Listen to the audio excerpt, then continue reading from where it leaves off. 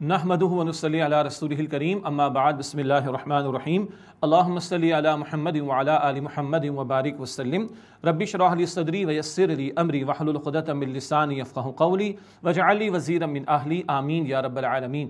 ناظرین کرام السلام علیکم ورحمۃ اللہ وبرکاتہ۔ کیو ٹی وی کی لائیو نشریات ملاحظہ فرما رہے ہیں۔ ماہ رمضان کا خصوصی پروگرام دورہ ترجمہ قرآن سورۃ المؤمنون کا مطالعہ جاری ہے۔ قرآن کریم کا 18واں پارہ اور سورۃ المؤمنون کی آیت نمبر 78 سے 78 سے مطالعہ شروع کر رہے ہیں۔ مکی صورت ہے۔ اب اللہ تعالیٰ کی نعمتوں کا ذکر بھی ہے اور غور و فکر کی دعوت کچھ سوالات کی روشنی میں انشاءاللہ ہمارے سامنے آئے گی۔ سورہ مؤمنون آیت نمبر 78 سے مطالعہ شروع کر رہے ہیں۔ اعوذ باللہ من الشیطان الرجیم بسم اللہ الرحمن الرحیم۔ وَهُوَ الَّذِي أَنشَأَ لَكُمُ السَّمْعَ وَالْأَبْصَارَ وَالْأَفْئِدَةَ، اور وہ اللہ ہے جس نے تمہارے لیے کان اور آنکھیں اور دل بنائے۔ قَلِيلًا مَا تَشْكُرُونَ، تم بہت ہی کم شکر ادا کرتے ہو۔ یہ اللہ کی نعمتیں ہم ان کو فار گرانٹڈ لے لیتے ہیں، مال مفت دل بے رحم والی بات ہو جاتی۔ اللہ تعالیٰ بار بار غور و فکر کی دعوت دیتا ہے۔ جو نہیں سن سکتے ذرا غور کرے کیا کیفیت، جو نہیں دیکھ سکتے سوچے کیا بیتتی ہوگی، وہ بھی ایک امتحان کا پہلو ہے، مگر جنہیں اللہ نے نعمت عطا فرمائی کیا وہ شکر ادا کر رہے ہیں؟ وَهُوَ الَّذِي ذَرَاكُمْ فِي الْأَرْضِ وَإِلَيْهِ تُحْشَرُونَ، اور وہ اللہ ہے جس نے تمہیں زمین میں پھیلایا اور اسی کی طرف تم جمع ہو کر جاؤ گے۔ قیامت برپا ہوگی، سب اللہ کے سامنے پیش ہوں گے۔ وَهُوَ الَّذِي يُحْيِي وَيُمِيتُ وَلَهُ اخْتِلَافُ اللَّيْلِ وَالنَّهَارِ، اور وہ اللہ جو زندگی دیتا ہے اور موت دیتا ہے اور اسی کے لیے رات اور دن کے آنے جانے کا نظام مراد وہی چلا رہا ہے۔ افلا تعقلون، پس کیا تم عقل سے کام نہیں لیتے؟ بل قالوا مثل ما قال الاولون، بلکہ انہوں نے وہی کہا جیسے ان سے پہلے کافر کہتے تھے۔ یعنی مشرکین مکہ کیسی باتیں کر رہے ہیں جس طرح پچھلے جھٹلانے والوں کا طرز عمل تھا۔ قالوا اذا متنا وكنا ترابا وعظاما ائنا لمبعوثون، وہ بولے کیا ہم جب مر گئے اور ہم مٹی اور ہڈیاں ہو جائیں گے تو کیا دوبارہ زندہ کر کے کھڑے کیے جائیں گے؟ یعنی آخرت کے انکار کرنے والے کچھ لوگوں کا ذکر۔ لقد وعدنا نحن وآباؤنا هذا من قبل، یقیناً ہم سے اور ہم سے پچھلے باپ دادا، ہم سے اور اس سے قبل ہمارے باپ دادا سے یہی وعدہ کیا گیا۔ ان ھذا الا اساطیر الاولین، یہ تو پچھلے لوگوں کی کہانیاں ہیں۔ یہ اس دور کے لوگ تھے جو مشرکین تھے، یہ کہتے تھے، ماضی کے انکار کرنے والوں نے بھی یہ کہا، آج ہمارا دور ہے۔ اب بھی کچھ لوگ ہیں جو آخرت کے منکر ہیں۔ بہرحال اللہ تعالیٰ بار بار اس کے دلائل ہمارے سامنے رکھتا ہے کہ مرنا تو ہے تمہیں، اور زندگی دوبارہ مرنے کے بعد تمہیں دی جائے گی۔ قل لمن الارض ومن فیہا ان کنتم تعلمون، آپ فرمائیے کس کے لیے ہے زمین اور جو کچھ اس میں ہے اگر تم جانتے ہو۔ یہ سارا کچھ نظام کس نے برپا کیا، کون بنانے والا ہے؟ سیقولون للہ، وہ ضرور کہیں گے اللہ کے لیے ہے۔ اللہ اکبر۔ یہ مشرکین کے جوابات سنیں۔ مشرک وہ نہیں ہوتا جو اللہ کو نہ مانے، مشرک وہ ہوتا ہے جو اللہ کو مان کر اللہ کے ساتھ جھوٹے معبودوں کو شریک کرتا ہے۔ اتنی توحید تو یہ بھی مانتے تھے، ذرا غور کریں۔ سیقولون للہ، وہ ضرور کہیں گے سب کچھ اللہ کے لیے۔ قل افلا تذکرون، آپ فرمائیے بس کیا تم غور نہیں کرتے؟ قل من رب السماوات السبع ورب العرش العظیم، آپ فرمائیے کون ہے 7 آسمانوں کا رب اور عرش عظیم کا رب؟ سیقولون للہ، وہ ضرور کہیں گے قریب اللہ کا ہے سب کچھ۔ قل افلا تتقون، آپ فرمائیے بس کیا تم ڈرتے نہیں؟ سب اللہ کا ہے تو پھر اللہ کی مانتے کیوں نہیں ہو؟ اللہ کے ساتھ شریک کیوں کرتے ہو؟ قل من بیدی ملکوت کل شیء، آپ فرمائیے کس کے ہاتھ میں ہر شے کا اختیار ہے۔ وہو یجیر ولا یجار علیہ، اور وہ پناہ دیتا ہے اور اس کے مقابلے میں کوئی پناہ نہیں دیا جاتا۔ ان کنتم تعلمون، اگر تم جانتے ہو تو بتاؤ۔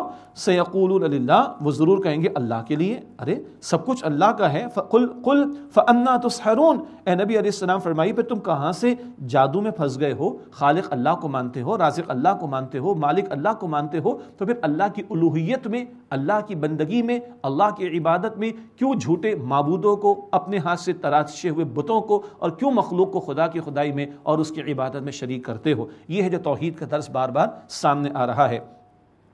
بل اتیناہم بالحق وانہم لکاذبون، اور بلکہ ہم ان کے پاس لائے ہیں سچی بات اور بے شک یہ لوگ جھوٹے ہیں۔ متخذ اللہ من ولد وما کان معہ من الہ، اللہ نے کسی کو اپنا بیٹا نہیں بنایا اور نہیں ہے اللہ کے ساتھ کوئی اور معبود۔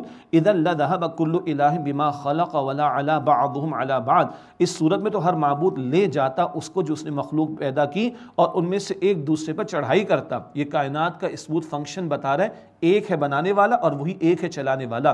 بالفرض سپوزنگلی ایک سے زائد ہوتے تو ہر ایک اپنی مخلوق کو لے آتا اور جھگڑا ہوتا، ہر ایک اپنی منوپلی، اپنا ڈومینیشن چاہتا، اپنا غلبہ چاہتا، اور پوری زمین و آسمان میں فساد مچ جاتا۔ سبحان اللہ عما یصفون، اللہ تعالیٰ اس سے پاک ہے جو یہ بیان کرتے ہیں۔ عالم الغیب والشہادۃ فتعالی عما یشرکون، وہ اللہ جاننے والا ہے غیب اور ظاہر کا، اس سے برتر ہے جو اللہ سبحانہ وتعالیٰ کے ساتھ وہ شریک ٹھہراتے ہیں۔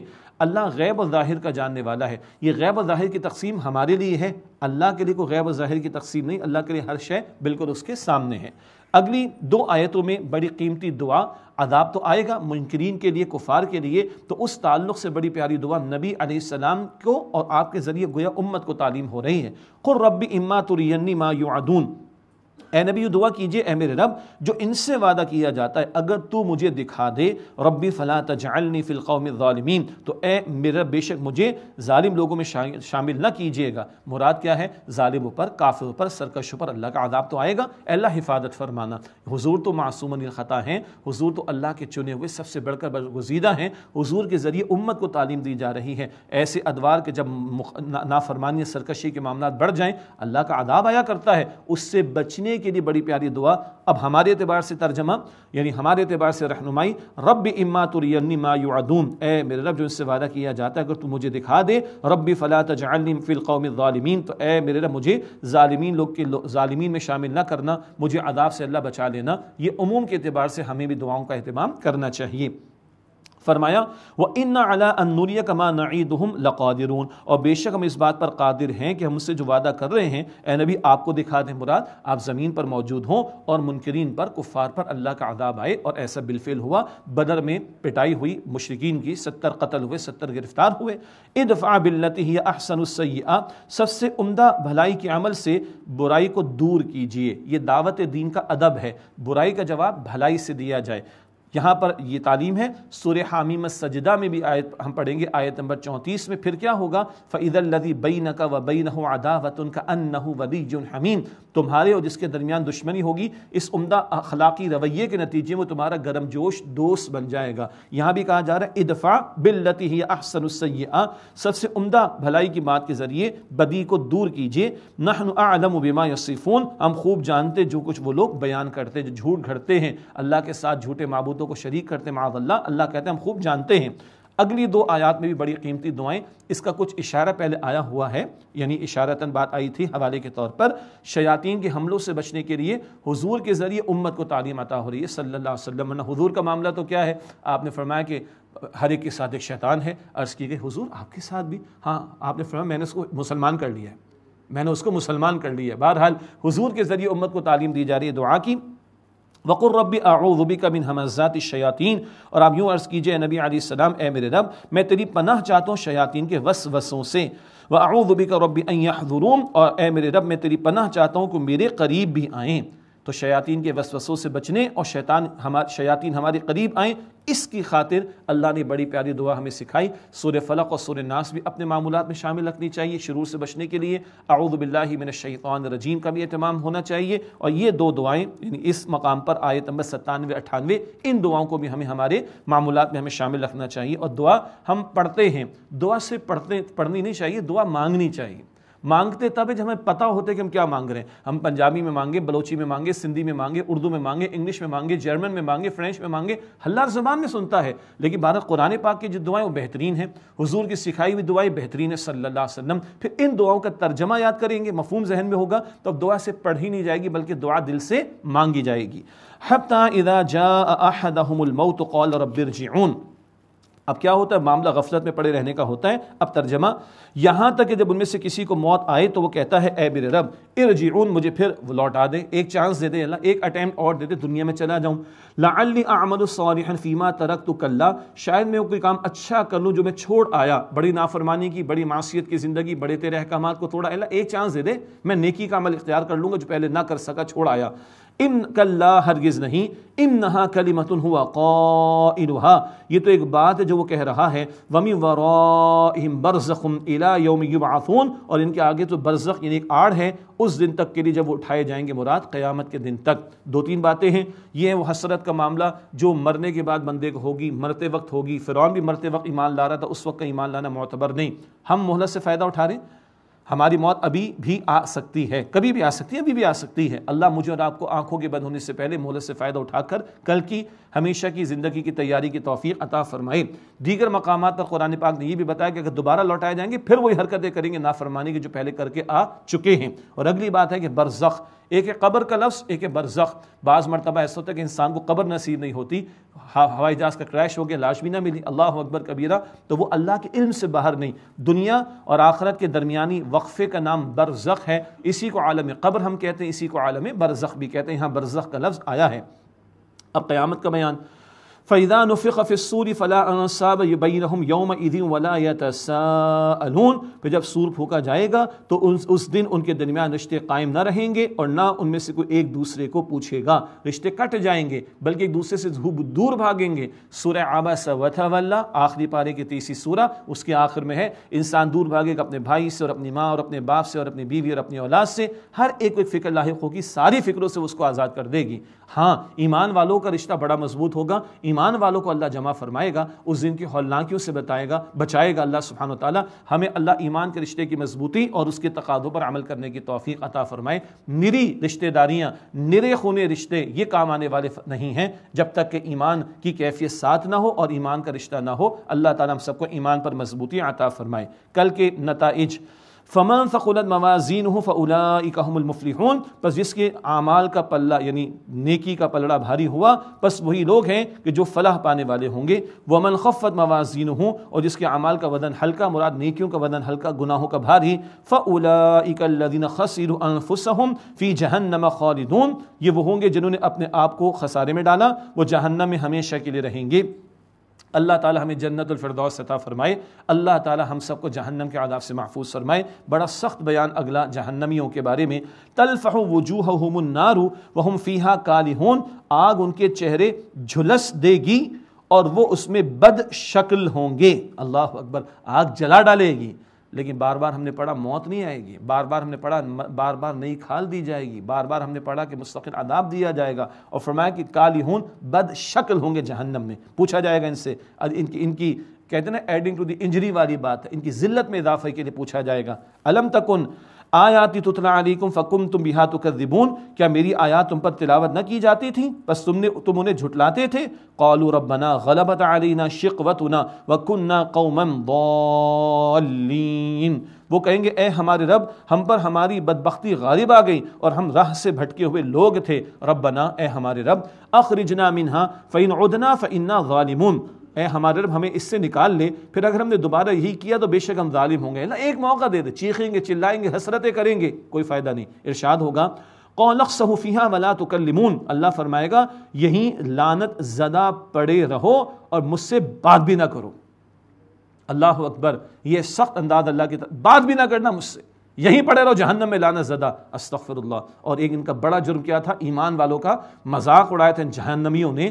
قرآن فرما رہا ہے آگے، انہ کان فریق من عبادی یقولون، بے شک ہمارے بندوں میں سے گروہ تھا وہ لوگ کہتے تھے، دعا کرتے تھے، ربنا آمنا فاغفر لنا ورحمنا وانت خیر الراحمین، اے ہمارے رب ہم ایمان لے آئے بس تو ہمیں بخش دے اور ہم پر رحم فرما اور تو سب سے بہترین رحم فرمانے والا ہے۔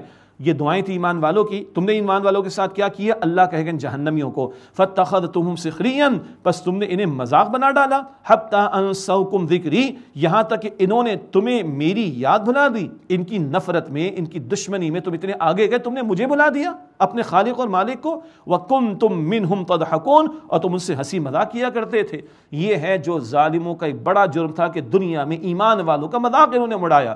یہ مذاق تو ایمان والوں کا ہر دور میں اڑایا گیا، پیغمبروں کے واقعات میں ہم پڑھتے ہوئے آ رہے ہیں۔ آج کے عالمی منظر نامے کو دیکھیں، اسلام و فوبیا کے فتنے کے زیر تحت بہت سارے مقامات پر اسلام کے ماننے والوں کو اور اسلامی تعلیمات کا مذاق اڑایا جا رہا ہے، اور افسوس سے اس بات کا کہ کبھی غیروں کے پروپیگنڈے سے متاثر ہو کر ہمارے مسلمان معاشروں میں کچھ اپنے ہی مسلمان اپنے مسلمان بھائیوں اور بہنوں کا مذاق اڑا رہے ہوتے، دین پر عمل درآمد کرنے کی وجہ سے، دین سے جڑے رہنے کی وجہ سے۔ اللہ تعالیٰ یہاں یہ بتا رہا ہے، جنہوں نے میرے نیک بندوں کا، ایمان والوں کا مذاق اڑایا اور ان کی وجہ سے اللہ کو بھول گئے، یہ جہنم میں پڑے رہیں گے، اللہ ان سے کلام بھی نہیں کرے گا اور اللہ اپنی رحمت سے ان کو دور رکھے گا۔ ایمان والوں کے بارے میں اللہ فرما رہا ہے، انی جزیتہم اليوم بما صبروا انہم هم الفائزون، اس کے بدلے کہ انہوں نے صبر کیا، بے شک آج میں نے ان ایمان والوں کو یہ بدلہ دیا ہے کہ وہی کامیاب ہونے والے ہیں۔ اصل کامیابی کہاں کی؟ آخرت کی۔ اور سورہ مطففین ہے، اس کی آخر میں آیت نمبر 34 ہے، آخری پارے میں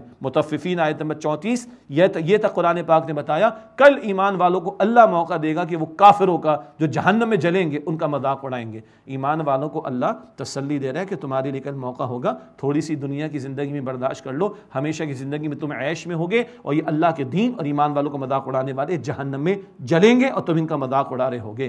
قرآن ہے ایمان والوں کے زخموں پر مرہم رکھتا ہے، ایمان والوں کے جذبات کو اللہ اون کرتا ہے اور ان کو ٹھنڈک دیتا ہے۔ اللہ سبحانہ وتعالی یہ ساری باتیں بیان فرما کر قال کم لبثت فی الارض عدد السنین، اللہ تعالیٰ فرمائے کہ تم دنیا میں سالوں کے حساب سے کتنی مدت رہے۔ قالوا لبثنا یوما او بعض یوم، وہ کہیں گے ہم ایک دن یا ایک دن کا کچھ حصہ رہے۔ فاسأل العادین، پس اے اللہ تو شمار کرنے والوں سے پوچھ لے۔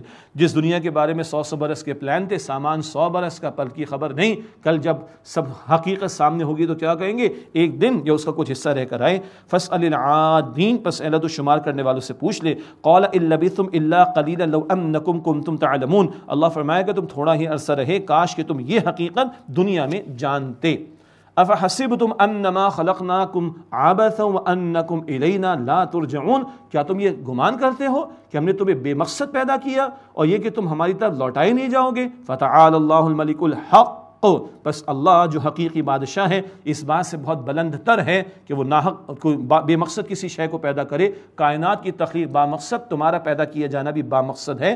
لا الہ الا ہو، اللہ کے سوا کوئی معبود نہیں۔ رب العرش الکریم، وہ عرش عزت والے عرش کا مالک ہے۔ وَمَن يَدْعُ مَعَ اللَّهِ إِلَٰهًا آخَرَ لَا بُرْهَانَ لَهُ بِهِ، اور جو کوئی پکارے اللہ کے ساتھ کوئی اور معبود، اس کے پاس اس کے لیے کوئی دلیل نہیں۔ فَإِنَّمَا حِسَابُهُ عِندَ رَبِّي، بس بے شک اس کا حساب تو اس کے رب کے پاس ہے۔ إِنَّهُ لَا يُفْلِحُ الْكَافِرُونَ، بے شک کافر کامیابی نہیں پائیں گے، فلاح نہیں پائیں گے۔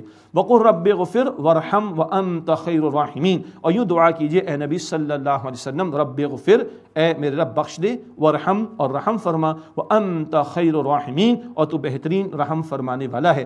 آیت نمبر 109 میں یہ ایمان والوں کی دعا تھی، اب یہ آیت نمبر 118 میں نبی علیہ السلام کے ذریعے دعا تعلیم کی گئی۔ ہم بھی یہ دعا کریں، رب اغفر، اے ربنا اغفر لنا، اے ہمارے رب بخش دے، ورحمنا، اور ہمیں معاف فرما دے، ہم پر رحم فرما، وَأَنْتَ خَيْرُ الرَّاحِمِينَ، اور تو سب سے بڑھ کر رحم فرمانے والا ہے۔ پہلے عشرے پہ تکمیل ہوئی، وہ مغفرت کا رحمت کا عشرہ تھا، دوسرا عشرہ تکمیل کو پہنچ رہا ہے، مغفرت کا ہے۔ اللہ میری، آپ کی، ہم سب کی، تمام مسلمانوں کی مغفرت فرما دے۔ ناظرین کرام، الحمدللہ سورہ مؤمنون کا مطالعہ مکمل ہوا۔ ایک طویل سلسلہ سورہ یونس 11ویں پارے سے شروع ہوا اور اب 18ویں پارے میں سورہ مؤمنون پر مکمل ہوا۔ تقریباً 14 مکی صورتیں تسلسل کے ہمارے سامنے آ گئی۔ اب ایک مدنی صورت آ رہی ہے، مضامین بدل جائیں گے، سبحان اللہ، اور موضوعات ہمارے سامنے کھل کر آئیں گے، کچھ ریپیٹیشن بھی ہوگی مدنی صورتوں کے مضامین کی۔ سورۃ النور بڑا پیارا نام ہے اور اس کا آغاز بھی بڑا عظیم الشان ہے، ابھی ذکر آ جائے گا انشاءاللہ تعالی۔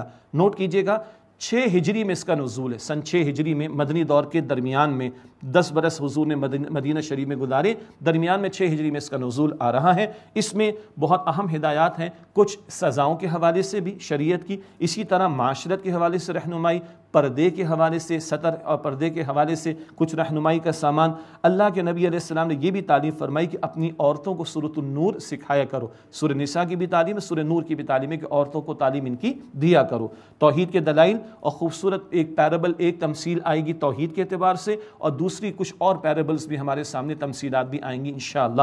اور پھر سچے ایمان والوں کا طرز عمل اور ایمان کے جھوٹے دعوے دار منافقین، ان کا طرز عمل، یہ بھی ایک کانٹراسٹ کے طور پر، کمپیریزن کے طور پر ہمارے سامنے آئے گا۔ یہ بہت سارے مضامین سورۃ النور میں، مدنی صورت ہے، 6 ہجری کا نزول۔ آئیے اس کا مطالعہ شروع کریں۔ بسم اللہ الرحمن الرحیم۔ سورۃ انزلناها وفرضناها، یہ ایک صورت ہے جس کو ہم نے نازل کیا ہے اور ہم نے اس کے احکام کو لازم کیا ہے۔ یہ ہے اس کا عظیم الشان آغاز۔ تمام صورتیں اللہ نے نازل فرمائی، تمام احکام اللہ تعالیٰ نے قرآن پاک میں خود دیے، اللہ اکبر، مگر عظیم الشان انداز کیا ہے؟ یہ ایک صورت ہے جس کو ہم نے نازل کیا اور ہم نے اس کے احکام کو لازم کیا اور فرض کیا۔ وَأَنزَلْنَا فِيهَا آيَاتٍ بَيِّنَاتٍ لَعَلَّكُمْ تَذَكَّرُونَ، اور ہم نے اس میں آیات واضح طور پر نازل فرمائی تاکہ اے لوگو تم نصیحت حاصل کرو۔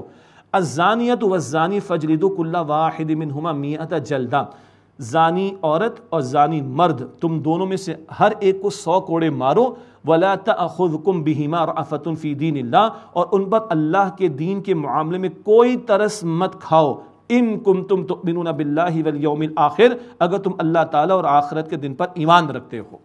کچھ سزاؤں کا ذکر ہم پہلے پڑھ چکے، سورۃ المائدہ میں کوئی ذکر آیا تھا، قصاص کے حوالے سے بات آئی تھی، ڈاکوؤں کے حوالے سے، اسلامی ریاست کے باغیوں کے حوالے سے سزائیں آئی تھیں، چوری کرنے والے کے حوالے سے، چور کے حوالے سے سزاؤں کا بیان المائدہ میں تھا۔ اب زنا کے حوالے سے زانیہ یعنی زانی عورت ہے یا زانی مرد، دونوں کو 100 کوڑے مارے جائیں گے، اور بتایا جا رہا ہے ان پر ترس مت کھانا، بیچارے کو کوڑے لگیں گے، بیچاری کو کوڑے لگیں گے، نہیں، زنا بہت بڑی گندگی ہے، بہت بڑی برائی ہے، معاشرہ گندگی کا ڈھیر بنتا ہے، سزائیں سخت بتائی گئی ہیں۔ اگر تم اللہ اور آخرت پر ایمان رکھتے ہو تو اس معاملے میں کوئی ترس نہ کھانا۔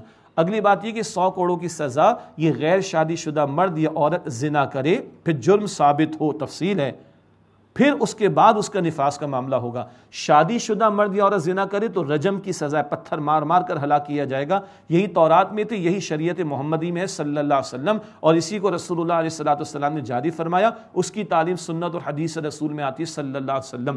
یہاں جو 100 کوڑوں کی سزا ہے وہ زانی مرد ہو یا عورت، یہ غیر شادی شدہ مرد یا عورت کے اعتبار سے ہے، اور اللہ اور آخرت پر ایمان ہو تو اس حکم پر عمل درآمد میں تم کوئی ترس کا معاملہ نہ کرنا، ترس کھانے کا معاملہ نہ کرنا۔ وَلْيَشْهَدْ عَذَابَهُمَا طَائِفَةٌ مِّنَ الْمُؤْمِنِينَ، اور چاہیے کہ ان کی سزا کے نفاذ کے موقع پر ایمان والوں کی جماعت موجود رہے، سزا علی الاعلان دی جائے، اللہ اکبر، تو تاکہ لوگ مشاہدہ کریں، تاکہ لوگوں کے اندر ڈر پیدا ہو اور وہ اللہ کے احکامات کو توڑنے سے بچیں، زنا کی گندگی سے بچیں اور نکاح کے پاکیزہ بندھن کی طرف جائیں، گھروں کی حفاظت کا معاملہ ہو، نسلوں کی حفاظت کا معاملہ ہو، معاشرے گندگی کا ڈھیر نہ بنے، عبرت دلائی جا رہی ہے۔ ہمارے جرائم کا معاملہ کیا ہے کہ عدالتی کارروائی سارا میڈیا پیش کر دیتا ہے، سزا کو ہوتی نہیں، اور سزا ہو تو کوٹری کے اندر کونے میں ہوتی، پتہ کسی کو چلتا نہیں۔ ارے بھائی، عدالتی کارروائی جو ہے وہ بند کمرے میں ہو، جو متعلقہ لوگ وہ کر لیں، جج وغیرہ دیکھ لیں اس کو، اور سزا اگر جرم ثابت ہو جائے، سزا علی الاعلان ہونی چاہیے تاکہ لوگوں کو عبرت حاصل ہو۔ مزید تفصیلات تفاسیر میں دیکھیے گا۔ الزانی لا ينکح الا زانیۃ او مشرکہ، بدکار مرد اور بدکار عورت یا مشرکہ کے سوا نکاح نہیں کرتا۔ والزانیۃ لا ینکحها الا زان او مشرک، اور بدکار عورت بھی بدکار یا مشرک مرد کے سوا کسی سے نکاح نہیں کرتی۔ گندگی کوئی پسند کرے گی، گندے لوگ گندے لوگوں کو پسند کریں گے، اس لیے بتایا جا رہا ہے زانی مرد اگر ہے تو پسند یہ کر دے گا کوئی زانیہ اور مشرکہ اسی سے نکاح کرے، زانی عورت ہے تو پسند کرے گی وہ بدکار ہو یا مشرک ہو اسی سے نکاح کرے۔ مراد کہنے کی بات یہ ہے کہ زنا کا طرز عمل اور زانیوں کے کردار کی شناعت کو بیان کیا جا رہا ہے، یہ اخلاقی طور پر شناعت کا بیان ہے۔ باقی کسی سے ماضی میں غلطی ہوئی، توبہ کر لی، اللہ معاف فرمانے والا ہے، پاک ہو جائے گا انشاءاللہ تعالی۔ اسی طرح اگر کہیں اس طرح کے معاملات میں نکاح ہو گیا تو شرعاً نکاح منعقد ہونا ایک شے ہے، مگر اس کا اخلاقی شناعت کا پہلو، اس کا برا بتایا جانا، اس کو اللہ تعالیٰ اس مقام پر بیان فرما رہا ہے۔ اور ایک اور اہم بات، زنا اور شرک کے جرائم کو ساتھ بیان کیا گیا۔ مشرک بھی در بدر کی ٹھوکریں کھاتا ہے، ادھر کبھی مارتا ہے منہ، کبھی ادھر منہ مارتا ہے۔ زانی بھی مطمئن نہیں ہوتا عفت و پاک دامنی پر، کبھی ادھر گندگی کے ڈھیر پہ جاتا ہے، کبھی ادھر گندگی کے ڈھیر پر جاتا ہے۔ شرک اور زنا کا ذکر ساتھ ساتھ آیا، اس میں بھی بڑی قیمتی رہنمائی ہے غور و فکر کے لیے۔ فرمایا وَحُرِّمَ ذَلِكَ عَلَى الْمُؤْمِنِينَ، اور یہ بات حرام کی گئی اہل ایمان پر۔ ایک مراد دی گئی کہ زنا کا عمل حرام قرار دیا گیا ہے اہل ایمان کے لیے۔ اب بتایا جا رہا ہے حد قذف کے بارے میں، اوپر تھی حد زنا، حدود کی سزائیں نافذ ہوں گی اگر جرم ثابت ہو جائے۔ بندہ کہہ رہی میں معافی مانگتا ہوں، آخرت کی پکڑ سے بچ جائے گا، دنیا میں سزا کا نفاذ ہوگا۔ اوپر تھی حد زنا، اب حد قذف۔ حد قذف کیا ہے؟ کوئی کسی پر زنا کی تہمت لگائے تو 4 گواہ پیش کرے گا، 4 گواہ پیش نہیں کر سکے گا، 80 کوڑے مارے جائیں گے۔ ایک بندہ یا بندی، اس کی عزت اور آبرو اتنی اہم کہ عام کاروباری معاملات میں 2 گواہ چاہیے ہوتے ہیں، ادھر 4 گواہ کا ذکر آ رہا ہے۔ اللہ آبرو کو اور عزت اور آبرو کے احترام کو اللہ سبحانہ وتعالی اس قدر اہمیت دیتا ہے۔ فرمایا والذین یرمون المحصنات ثم لم یأتوا بأربعة شہداء فاجلدوہم 80 جلدۃ، اور جو لوگ تہمت لگائیں پاک دامن عورتوں پر پھر وہ اس پر 4 گواہ نہ لائیں تو تم انہیں 80 کوڑے مارو۔ ولا تقبلوا لهم شہادۃ ابدا، اور تم ان کی گواہی کبھی قبول نہ کرنا۔ وَأُولَئِكَ هُمُ الْفَاسِقُونَ، اور یہی لوگ فاسق یعنی نافرمان ہیں۔ یہاں پاک دامن عورتوں کا ذکر آیا، مسئلہ یہی ہے پاک دامن عورتوں کی عزت کو اور اللہ نے نمایاں کیا ہے، ورنہ پاک دامن عورت پہ کوئی تہمت لگائے زنا کی یا پاک دامن مرد پر لگائے کوئی زنا کی تہمت، 4 گواہ پیش کرنے ہوں گے، یکساں ہے مرد اور عورت دونوں کے اعتبار سے، مگر عورت کی عزت اور اس کی تکریم کے بیان کو اللہ تعالیٰ نمایاں فرما رہا ہے۔ 4 گواہ نہیں لاتے تو 80 کوڑے مارے جائیں گے، اور فرمایا کبھی ان کی شہادت قبول نہ کرنا، ایسے جھوٹے الزام لگانے والے یہ قابل اعتماد نہیں، ان کی گواہی قبول نہیں کی جائے گی۔ آج تو گواہیاں بکتی اور خریدی جاتی ہیں، نہ قابل اعتماد لوگوں کی گواہی قبول ہوگی، ایسے بد کرداروں کی نہیں کہ جو جھوٹ بولتے ہوں الزام تراشی کا معاملہ کرتے ہوں۔ اگلی بات یہ کہ ہمارے معاشرے میں جس کی زبان پر جو بات آتی، فریڈم آف اسپیچ کے نام پر جس کی چاہا اسکینڈل بنا دیا، جس پر چاہا الزام لگا دیا، جس کے اوپر چاہا بدکاری کا الزام لگا دیا، اللہ اکبر کبیرہ، شریعت نافذ نہیں ہے نا، ورنہ فی کس 80 کوڑے لگیں گے۔ 4 گواہ پیش کرو، اگر زنا کی تہمت لگاتے ہو یا کوئی لگاتی ہے یا لگاتا ہے، 4 گواہ پیش کرو، نہیں 80 کوڑے فی کس مارے جائیں گے۔ کیا مذاق بنا کے رکھا ہوا ہے؟ جس کی چاہے عزت پامال کر دی، جس کی چاہے آبرو پامال کر دی، اللہ یہ حرام ہے حرمت کو پامال کرنا۔ حجۃ الوداع کے موقع پر نبی علیہ السلام نے جان مال آبرو سے کھیلنے کو حرام قرار دیا۔ یہ اہم تعلیم ہمارے دین کی، اسے کہا جاتا ہے حد قذف کا معاملہ۔ البتہ ایسی سزاؤں میں گواہی کا معاملہ بھی ہے، جرم کا ثبوت بہرحال مشقت والا معاملہ، مشکل معاملہ ثابت ہوگا، پھر سزاؤں کا نفاذ ہو کر رہے گا۔ فرمایا کہ وَأُولَٰئِكَ هُمُ الْفَاسِقُونَ، اور یہی لوگ فاسق ہیں۔ إِلَّا الَّذِينَ تَابُوا مِن بَعْدِ ذَلِكَ، مگر وہ لوگ جن لوگوں نے اس کے بعد توبہ کر لی، وَأَصْلَحُوا، اور انہوں نے اصلاح کر لی، فَإِنَّ اللَّهَ غَفُورٌ رَحِيمٌ، تو بے شک اللہ تعالیٰ بہت بخشنے والا، نہایت رحم فرمانے والا ہے۔ کیا مطلب؟ دنیا کی سزا اگر جرم ثابت ہوا ملے گی، توبہ کر لی اور آئندہ معاملہ درست کر لیا تو آخرت کی سزا سے بندہ بچ جائے گا۔ حدود والی سزائیں، چوری ہے، زنا ہے، حد قذف ہے، یہ ثابت ہو جائے جرم تو دی جائیں گی، توبہ کرے گا تو بندہ آخرت کی سزا سے بچ جائے گا۔ ناظرین کرام، ایک وقفہ لیتے ہیں، اس کے بعد سلسلہ انشاءاللہ دور ترجمہ قرآن کا رہے گا جاری۔ السلام علیکم ورحمۃ اللہ وبرکاتہ۔